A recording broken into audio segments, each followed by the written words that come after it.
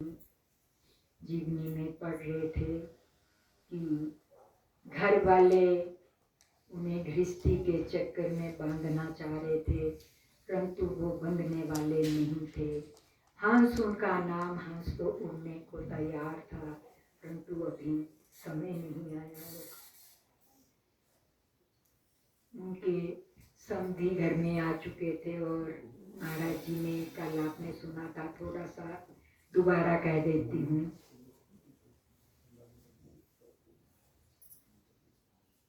वो सभी घर में आए हुए थे और संयोग से सभी बाहर व्यस्त थे। हंस ने नमकदानी से थोड़ी सी हल्दी निकालकर पानी से अपने मुख और हाथों पर मलने आरंभ कर दी। उसके उपरांत गागर से पानी लेकर मुंह और हाथों को धोया और मुख पर छाए पीलेपन से अब वह किसी लंबी बीमारी से ग्रस्त एक रोगी की तरह दिखाई दे रहा था। आंगन में सभी बातों में व्यस्त थे, किसी का भी ध्यान उसकी ओर नहीं गया। वह चुपचाप आंगन के दूसरे कोने में बिछी खाट पर जाकर बैठ गया। इधर पंडित निहाल चंद जी एवं श्री कृष्ण जी ने शिष्टाचारवश रूपी को जलपान का इंतजाम करने को कहा, तो सेठ जी तुरंत बड़े सहज ढंग से उन्हें बीच में ही टोकते हुए बोले, जी नहीं पंडित जी, बिल्कुल नहीं, हम सब घर से पूरा जलपान लेकर चले थे, कुछ भी इच्छा नहीं, और दूसरा हम लड़की वाले हैं, यहाँ कुछ भी खाना पीना हमें शोभा नहीं देता। आप कृपया कुछ भी कष्ट ना करें। सेठ जी निहालचंद जी और श्री कृष्ण से सेठ जी निहालचंद जी और श्री कृष्ण से कह रहे थे, पंडित जी, ये जानकर मुझे बहुत खुशी हुई है कि आपका सारा परिवार भगवत भगत और संस्कारी है। आपका सपुत्र हंस भी बहुत संस्कारी लड़का है और डॉक्टरी पास है। हमारी लड़की भी बहुत संस्कारी, सुशील, 10वीं पास और सभी गृह कार्यों में निपुण है। हालांकि आज के समय में लोग लड़कियों को पढ़ाना अच्छा नहीं समझते, परंतु मेरी राय इस बारे में सदा अलग थी, इसीलिए मैंने उसे 10वीं तक पढ़ाया। आपके परिवार और लड़के के बारे में जान सुनकर हम आपके पास इस रिश्ते के लिए आए हैं, और यदि आपकी तरफ से हाँ हो तो बात आगे बढ़ाई जाए। पंडित निहालचंद जी सेठ हुक्म चंद के नाम और यश से तो पहले ही प्रभावित थे।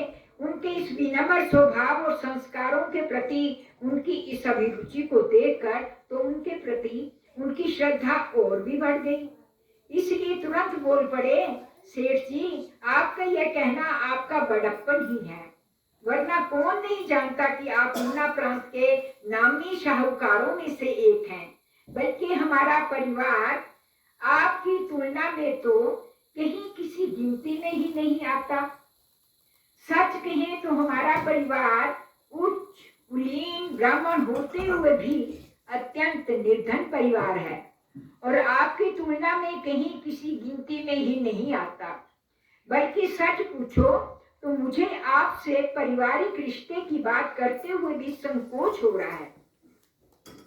हमारा बेटा डॉक्टरी पास तो अवश्य है, परंतु आपकी बेटी हमारे परिवार के इस धनाभाव में अपने आप को ढाल भी पाएगी या नहीं? अच्छा होगा यदि आप कृपया इस बात पर पुनः विचार करें। पंडित जी, मैं आपसे पहले ही अर्ज कर चुका हूँ कि हमारी बेटी और हम सभी संस्कारों को महत्व देने वाले हैं। हम तो केवल लड़के की योग्यता को देखकर ही इतनी दूर आपसे मिलने आए हैं। दूसरे, मेरे विचार में इस संसार में धनवान लड़कों की कमी नहीं है, कमी है तो योग्य, शिक्षित और संस्कारी लड़कों की है, और मेरी पुत्री भी यही विचार रखती है। धन तो आना जाना प्रारब्ध मात्र है। इन्हीं सब बातों को विचार कर ही हम आपके पास आए हैं। अब यदि आप चाहें तो कृपा करके लड़के से एक परिचय करवा देते तो बात आगे बढ़ती। ये कहकर सेठ जी ने एक प्रश्नपूर्ण दृष्टि से निहालचंद जी को देखा। निहालचंद जी तो मानो मन ही मन पहले ही किसी तरह अपनी खुशी को दबाए बैठे थे। उन्होंने तुरंत श्री कृष्ण की ओर देखा मानो उसे हंस को बुलवाने के लिए कह रहे हों। परंतु श्री कृष्ण तो बहुत बहुत पहले ही हंस को आंगन के दूसरी ओर खाट पर बैठे देख चुका था। उसका वो बीमार सा पीला चेहरा देख श्री कृष्ण के पैरों तले से पहले ही जमीन खिसक चुकी थी और उसकी क्रोधाग्नि अंदर ही अंदर सुलग रही थी। पिता का इशारा समझकर उसने आंखों ही आंखों में पिता को आंगन के दूसरी ओर चारपाई पर फटे कंबल में लिपटे हंस की ओर देखने का संकेत किया। जब पंडित निहालचंद जी की नजर भी हंस की उस हालत पर गई तो वह भी अकस्मात जड़वत होकर रह गए। वे समझ नहीं पाए कि अब क्या किया जाए और क्या कहा जाए। अंततः श्री कृष्ण ने बात संभालने का निश्चय किया और वह झट से बोला, सेठ जी, लड़का दिखाने या उससे बात करवाने में हमें भला क्या आपत्ति होगी, लेकिन बात यह है कि हंस को दरअसल आज ही अपने मामा के घर जाना पड़ गया। वहां घर में एक बीमार का भी हाल जानना जरूरी था। वह आज शाम तक या कल सुबह तक जरूर लौट आएगा। श्री कृष्ण ने मुश्किल से अपने कथन को पूरा किया, हालांकि वह अंदर से मानो क्रोध से झुलसा पड़ा था। सेठ जी ने कुछ सोचते हुए अपने साथ आए दोनों लोगों की तरफ देखा, फिर स्वयं ही जैसे किसी निष्कर्ष पर पहुंचते हुए बोले, देखिए, आज साय तक रुकना तो हमारे लिए संभव नहीं होगा। खैर, आज चौथा नवरात्रा है, हम अष्टमी वाले दिन इसी समय आपको पुनः कष्ट देने आते हैं। कृपया आप हंस को हमारा ये कार्यक्रम बता दें। इतना कहकर तीनों लोग उठ खड़े हुए। उन्होंने एक उठती सी नजर दूर बैठे हंस पर डाली। उसे संभवतः घर का ही कोई बीमार नौकर आदि समझ अनदेखा सा करते हुए वे बाहर निकल आए। अतिथियों के उठकर बाहर जाते ही हंस भी एक झटके से उठा और इससे पूर्व की उसके पिता एवं भाई जी उसको कुछ कहते वह पड़ोसियों के आंगन से होता हुआ नीचे जाने वाले रास्ते के एक तरफ से निकल गया। घर से थोड़ी दूर पर एक छोटी सी पहाड़ी तलैया पर रुका। आज भी वो तलैया है, पर अब सूख गई है। उसने जल्दी जल्दी तलैया के आसपास पड़ी दलदल युक्त गीली मिट्टी को अपने मुख, हाथों एवं कपड़ों पर मल लिया। ये सब करने के उपरांत वह नीचे आने वाली राह के किनारे पर पड़ी एक शिला पर बैठ उन्हीं अतिथियों के यहाँ पहुंचने का इंतजार करने लगा। लगभग 10-15 मिनट के बाद ही ऊपरी मोड़ पर सेठ जी हाथ में चांदी की मुट्ठी वाली छड़ी हाथ में लिए अपने साथियों से धीरे धीरे नीचे आते दिखाई दिए। उनके समीप पहुंचते ही हंस शिला पर से उठकर खड़ा हो गया। उसने अपने दोनों हाथ जोड़कर माथे पर लगा लिए और सेठ अमृतसरी पंजाबी भाषा में उन्हें संबोधित करते हुए बोले, लाला जी नमस्ते। क्या क्या ढोंग करने पड़ते हैं एक महापुरुष बनने के लिए। गृहस्थी से निकलना क्या आसान है। लाला जी नमस्ते, सुनाओ, मुंडा देखा है। मेरा मतलब है डॉक्टर को पसंद कर आए हो। तीनों ने उसे कोई निर्धन अजनबी समझकर उसके नमस्ते का जवाब तो दे दिया, परंतु उसके मुख से डॉक्टर का नाम सुनते ही सभी के कान खड़े हो गए। सभी ठिठक कर वहीं रुक गए और अपने सामने एक मैले कुचैले युवक को हाथ जोड़े देख उसकी ओर प्रश्न पूर्ण दृष्टि से देखने लगे। उस मैले फटे पुराने वस्त्रों वाले युवक ने पुनः अपना प्रश्न दोहराया, पापा जी, जेड़े कम वास्ते आप जी आए सी वो कम हो गया। क्या डॉक्टर पसंद आया? परंतु भाई तुम हो कौन? सेठ जी ने उल्टा प्रश्न किया, और तुम्हारे इस प्रश्न का मतलब क्या है? और दूसरा, तुम्हारा इस बात से क्या वास्ता है? जी लाला जी, आप जी दे इस सवाल का मैं क्या बोलूं। वैसे भी डॉक्टर से मेरा कोई वास्ता नहीं है। मैं दरअसल डॉक्टर का नौकर हूं। पहले अमृतसर में बड़े भाई श्री कृष्ण कि छोले भटूरे की दुकान पर नौकर था, अब डॉक्टर मुझे कंपाउंड्री सिखाने के बहाने यहाँ इस जंगल में ले आया। दिन भर डिस्पेंसरी पर खपता रहता हूँ और शाम को घर के सारे कामों में आकर खपना पड़ता है। इन दरिद्र ब्राह्मणों के घर ना तो भरपेट खाना मिलता है और ना ही आराम मिलता है। डॉक्टर को खुद जब से टीबी हुई है, डिस्पेंसरी का काम भी दुगना हो गया। और डॉक्टर क्या कहा? टीबी? किसको टीबी है? सेठ जी ने उसकी बात बीच में ही काट कर पूछ लिया, जरा दोबारा कहना, टीबी तुम्हें है या? अरे लाला जी, मुझे क्यों टीबी होने लगी? मैं तो तब से डॉक्टर के नजदीक भी नहीं फटकता जब से उसे टीबी हुई है। वह ज्यादातर घर में रहता है, पता नहीं आप उसे देख पाए या नहीं। अरे भाई क्या बताएं, डॉक्टर तो हमें मिला नहीं, वो मामा के घर गया हुआ है। सेठ का बेटा बोल पड़ा, अरे पापा जी ये सब झूठ है, डॉक्टर बीमार है, वही घर में पड़ा रहता है और बीमारी छिपाने के लिए ये लालची लोग उसे रात या शाम को ही दिखाने की बात करते हैं। ये बात सुनते ही सेठ के साथ वाला प्रौढ़ व्यक्ति बोल पड़ा, जीजा जी ये शायद ठीक ही कह रहा है, मैंने भी वही आंगन के दूसरे किनारे पर चारपाई पर बैठे एक बीमार पीले से मुंह वाला एक युवक देखा तो था, लेकिन मैंने उस समय सोचा शायद घर का कोई बीमार नौकर वगैरह होगा, परंतु इसकी बात सुनकर तो लगता है वह डॉक्टर ही होगा। अपने साले की बात सुनकर सेठ जी के माथे पर सहसा पसीने की बूंदें उभर आई। इसे अपनी पगड़ी के लटकते पल्लू से पोंछते हुए उन्होंने युवक से पूछा, अरे भाई ये तो बताओ कि तुम्हारा नाम क्या है? ये तो प्रभु की कृपा ही समझो कि तुम मिल गए, वरना हम तो बर्बाद ही हो जाते। मेरी इकलौती लाडली बेटी तो बेचारी जीते जी ही मर जाती।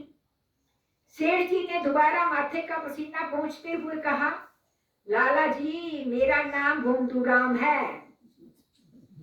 ये मेरे भगवान, लाला जी मेरा नाम भोमदूराम है, मेरी भी एक जवान छोटी बहन है और बहन बेटी की कितनी जिम्मेवारी होती है, यही समझते हुए मैंने आपको चौकस करना चाहा। बाकी आप जी तो अच्छा बुरा खुद ही जानते होंगे, चलो ईश्वर की कृपा से हम वक्त रहते संभल गए। सेठ जी के स्वर में खींच और थकावट साफ झलक रही थी। इतना कहकर सभी ने भोंदू राम का धन्यवाद किया और मासूम से भारी कदमों से पहाड़ी पर डंडी से नीचे उतरने लगे। अगले मोड़ पर जब तीनों हंस की दृष्टि से ओझल हो गए तो हंस ने भी चैन की सांस ली।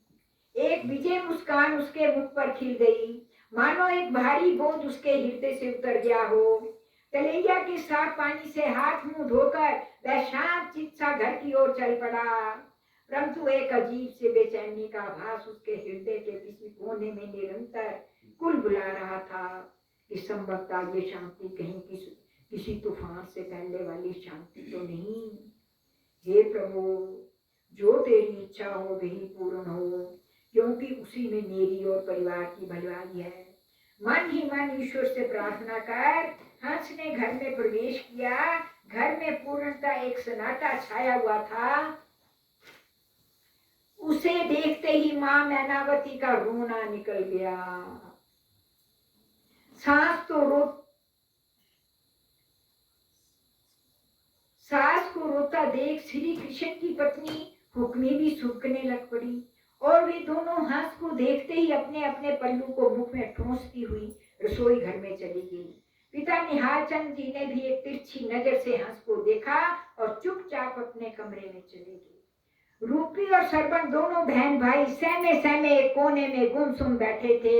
हंस ने देखा कि दसोंदी राम भाई जी और शोदा दीदी भी उस पर दृष्टि पड़ते अपने अपने किसी न किसी काम में व्यस्त हो गए, परंतु श्री कृष्ण जिसके क्रोध का हंस को अंदाजा था वो सभी घर में कहीं दिखाई नहीं दे रहे थे। हंस को समझते देर नहीं लगी कि ये सब लोग भाई जी की क्रोधाग्नि का तांडव शायद कुछ देर पहले देख चुके थे।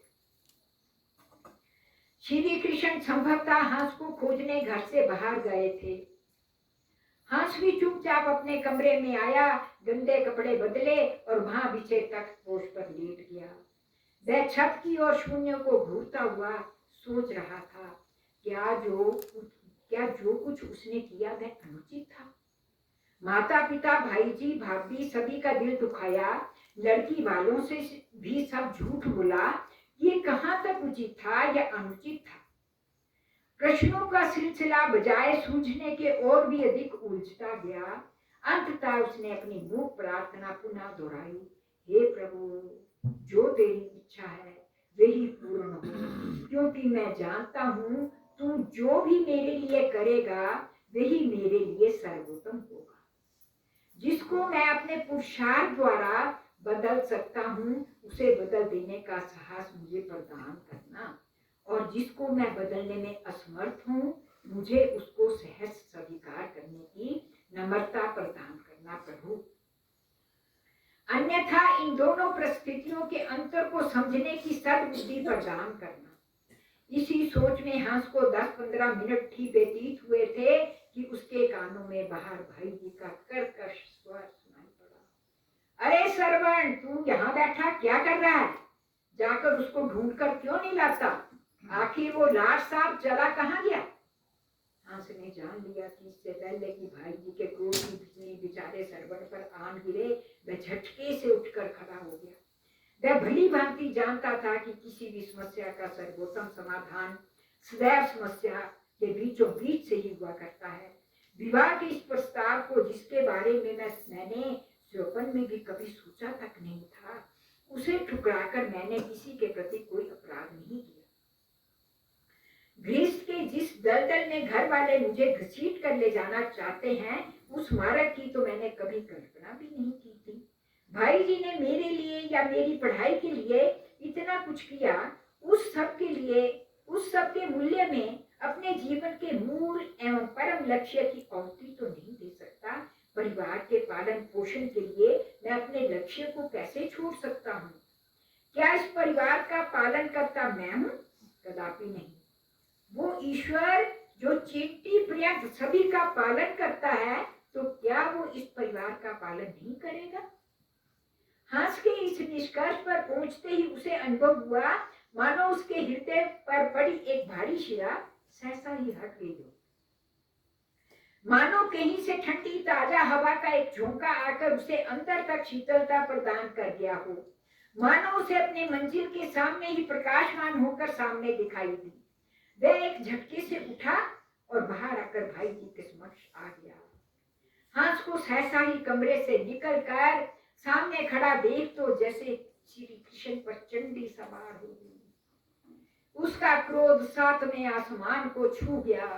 वह अपनी आवाज में अत्यधिक कर्कशता समेटते हुए मानो फूट पड़ा, अरे बेशरम, क्या यही दिन देखने के लिए मैंने अपना पेट काट कर तुझे पढ़ाया था? अरे निर्लज, तूने इस घर की प्रतिष्ठा को ही पल भर में धूल में मिलाकर रख दिया। अरे नौटंकीबाज, पढ़ लिख कर यही स्वर्ण तूने करने थे तो मैं अपने खून पसीने की कमाई तेरे जैसे कृत घन पर क्यों बर्बाद करता? तुझे तो चुल्लू भर पानी पर डूब मरना चाहिए। श्री कृष्ण की कर्कश फटकार सुनकर परिवार के सभी लोग वहीं आ गए, परंतु किसी को भी बीच में बोलने का साहस नहीं हुआ। सभी श्री कृष्ण के क्रोध से भली भांति परिचित थे। उसकी आंखों में जैसे खून उतर आया था। क्रोध में मानो अंधा हो श्री कृष्ण ने नाजुक हंस के कान को पकड़ा और अपने पूरे बल से उमेड़ता ही चला। यहाँ तक कि उसके कान की लोग फट गई और उसमें से रक्त की बूंदें टपकने लगी। हंस बिना कोई उफ किए चुपचाप खड़ा था। वहां उपस्थित सभी लोग ये दृश्य देखकर अंदर तक कांप गए, परंतु श्री कृष्ण तो जैसे अपने क्रोध के आवेश में अंधा हो गया था। श्री कृष्ण ने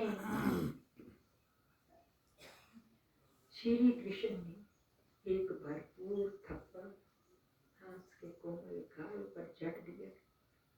थप्पड़ इतनी जोर का और अचानक था कि सूक्ष्म काय हंस पृथ्वी पर दूर जा गया।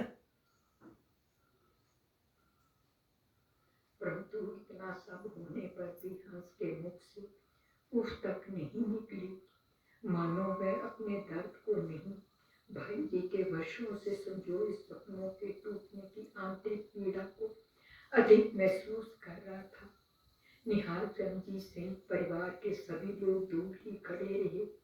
किसी की भी श्री कृष्ण का हाथ रोकने का साहस नहीं हो पा रहा था। माँ भाभी रूपी तो निरंतर रोए जा रही थी, परंतु जब रूपी ने चाचू के कान से बहती हुई रगत की बूंदे उसकी ठोड़ी से होकर पृथ्वी पर टपकती देखी तो वह बेबसी के आंसू बहाती हुई सहसा ही चिल्लाकर जोर जोर से रोने लग पड़ी। रोते हुए रूपी बेचारी अपनी फरियाद दोहराने लगी, पिताजी छोड़ दो, चाचू को छोड़ दो, दादाजी चाचू को बचाओ, दादी चाचू को बचाओ। मछली की तरह तड़पती हुई रूपी कभी दादा कभी दादी कभी माँ को गुहार करती रही, परंतु किसी का भी साहस श्री कृष्ण के समक्ष आने का नहीं हुआ।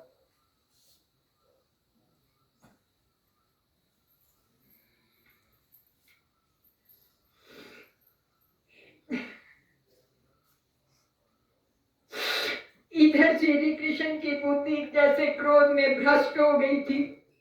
वह अपनी मुठियां भींचता हुआ पुनः हंस को मारने दौड़ा तो रूपी की सहन शक्ति ने भी अपनी सीमाएं तोड़ डाली। जोर जोर से रोते चिल्लाते वे फर्श पर गिरे चाचू और क्रोध के अवतार बने अपने पिता के बीच आ गई। उसने अपने दुपट्टे को चाचू के रिश्ते हुए कान पर रख दिया और सहसा ही अपनी पूरी शक्ति से कंठ भागती हुई चिल्ला पड़ी, बस करो पिताजी, क्या चाचू को मार ही डालोगे? अरे उसने ऐसा कौन सा अपराध कर डाला कि आप उसे मार ही देना चाहते हैं? अरे क्या आपको और आप सभी को मालूम नहीं कि शादी ब्याह में चाचू की कभी कोई दिलचस्पी नहीं थी? पता नहीं तुम लोग शायद एक भारी मोटे दहेज को अपने हाथों से निकलते देख क्रोध में पागल ही हो गई हो। बापूजी मैं आपसे पूछती हूँ, क्या आपने चाचू को इस मोटे दहेज के लालच में पढ़ाया था? अरे लगता है इस लालच में आप सभी अंधे हो गए हो, जो कि साधु रूप मेरे चाचू के शरीर से निकलते खून को देखकर भी किसी का दिल नहीं पसीजा। रूपी मानो अब अपने आंसुओं को भूल चंडी का रूप धारण कर चुकी थी और चीखती हुई बोली, अरे मैं कहती हूँ कि ये चुल्लू भर पानी में चाचू के लिए नहीं बल्कि आप सब के लिए डूबने की बात है। पता नहीं आप कैसे ब्राह्मण हो, आप तो एक कसाई से भी गए गुजरे हो। रूपी की इस दुर्गा रूप को परिवार वालों ने आज पहली बार देखा था। पुत्री के इस उग्र रूप को देखकर श्री कृष्ण की बोलती सहसा बंद हो गई और बात को और अधिक न बढ़ाने में ही अपनी खैर समझी और वह चुपचाप घर से बाहर निकल गया।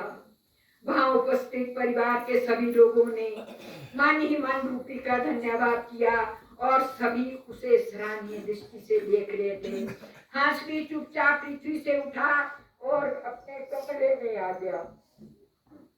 रूपी और सरभंगी उसके साथ पीछे पीछे कमरे में आ गए। रूपी ने तुरंत ही हंस द्वारा बनाए हुए औषधि युक्त लाल तेल की बोतल उठाई और रुई के एक फाये को तेल में भिगोकर चाचू के कान पर रख दिया और अपने दुपट्टे की एक लंबी किनारी फाड़कर चाचू के कान पर पट्टी बांध दी। पट्टी बंधवाते हुए हंस कुछ नहीं बोला, बस उसने धीरे से अपना हाथ रूपी के सिर पर रख दिया। ना जाने ये हाथ धन्यवाद स्वरूप रखा था अथवा आशीर्वाद स्वरूप था। हंस उठकर तख्तपोश पर जाकर लेट गया और उसने अपनी आंखें मूंद ली। दोनों बहन भाई ने भी चाचू की सोने की इच्छा जान इस समय कुछ बोलना उचित नहीं समझा और चुपचाप कमरे से बाहर आ गए। परंतु हंस की आंखों में नींद कहाँ थी। उसका मस्तिष्क प्रश्नों एवं समाधानों की खोज में उलझा हुआ था। बचपन से आज तक के अनगिनत दृश्य एक एक करके उसकी आंखों में घूम रहे थे। इतना कुछ हो जाने के उपरांत भी उसके मन में श्री कृष्ण भाई जी के प्रति रत्ती भर भी रोष अथवा कटुता उभर नहीं पाई थी, बल्कि उनके प्रति श्रद्धा का भाव और भी प्रगाढ़ हो गया था। उसकी सोच और भी गहन होती जा रही थी। बचपन से आज तक के हजारों दृश्य उसकी आंखों के आगे उभरते और मिटते जा रहे थे। श्री कृष्ण भाई जी ने अपने सभी भाइयों से अधिक, यहाँ तक कि अपने स्वयं के बेटे सरवन से भी अधिक स्नेह मुझे दिया था। हालांकि उन्होंने कभी भी मुझे प्रकट नहीं होने दिया, परंतु मैं जानता हूँ कि किस प्रकार स्वयं भूखे रहकर और स्वयं फटे पुराने चिथड़ों में रहकर भी मेरी डॉक्टरी की पढ़ाई पूरी करवाई। मेरे सभी आवश्यक खर्चे, अच्छे कपड़े, लाहौर कॉलेज और वहां रहने का खर्चा ना जाने ये किस प्रकार पूरा करते रहे थे। यहाँ तक कि अपने परिवार, अपनी पत्नी, अपने बच्चों पर होने वाले खर्चों में हर एक कटौती करके मेरी डॉक्टरी की महंगी महंगी किताबें खरीद कर देते रहे। इतना सब कुछ करने के पश्चात कौन ऐसे माँ बाप होंगे जिन्हें अपनी संतान की अच्छी शादी ब्याह की अपेक्षा नहीं होगी। सभी माँ बाप इस प्रकार के सपन संजोकर रखते ही हैं और सहसा ही वह सपन टूट जाने पर किसको दुख नहीं होगा, किसको क्रोध नहीं आएगा। भाई जी को क्रोध आया भी तो इसमें उनका दोष क्या है। शायद दोष हमारे बीच विचारों के आदान प्रदान की कमी का ही है, बल्कि दोष मेरा ही है कि मुझे अपने जीवन के लक्ष्य के प्रति उन्हें पहले ही अवगत करा देना चाहिए था। इसमें संशय नहीं है कि ईश्वर की प्राप्ति का जो लक्ष्य मैंने पिछले कुछ वर्षों से अपने में तय कर लिया था, मुझे इसके लिए भाई जी को कुछ पहले ही तैयार करना चाहिए था। इसमें प्रभु की क्या इच्छा थी कि ऐसा संभव नहीं हो सका, परंतु ये भी निश्चित है कि ईश्वर तो इस संसार में से होकर नहीं मिलता, वह तो इस संसार को त्याग कर ही मिलता है। परिवार का सुख, भोग, पालन पोषण तो कदापि मेरे जीवन का ना तो लक्ष्य रहा और ना ही इस ओर मेरा झुकाव रहा। जो भी हो, अब तो ईश्वर प्राप्ति के परम लक्ष्य हेतु मेरे लिए अब वो रुकना संभव नहीं होगा, और यदि और अधिक ठहर गया तो इस दलदल से बाहर निकल पाना मेरे लिए कठिन ही नहीं बल्कि असंभव ही हो जाएगा। ईश्वर या परिवार, यदि ईश्वर को प्राप्त करना है तो मुझे परिवार का परित्याग करना होगा। बोलिए श्री सद्गुरु।